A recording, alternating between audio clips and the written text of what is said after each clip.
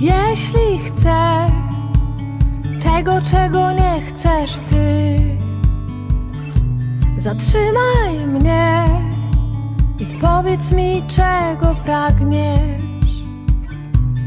Jeśli idę tam, gdzie nie idziesz ty,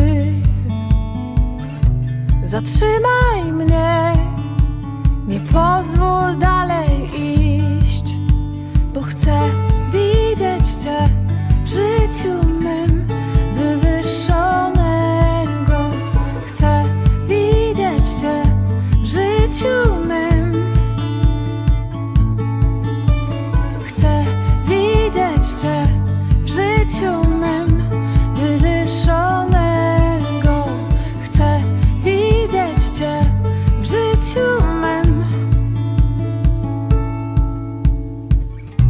Cokolwiek czynię dla swojej własnej chwały, zatrzymaj mnie i zbadaj moje serce. Gdy oceniam innych bez miłości, zatrzymaj mnie i zniszcz moją pychę. Chcę widzieć Cię w życiu mym wywyższonego. Chcę widzieć Cię w życiu mym. Chcę widzieć Cię w życiu mym wywyższonego. Chcę widzieć Cię w życiu mym.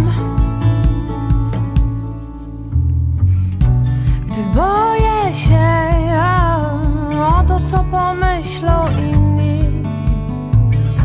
zatrzymaj mnie. Ważne jest, co myślisz ty. Gdy troszczę się tylko o to, co jest moje, zatrzymaj mnie i skrusz moje serce.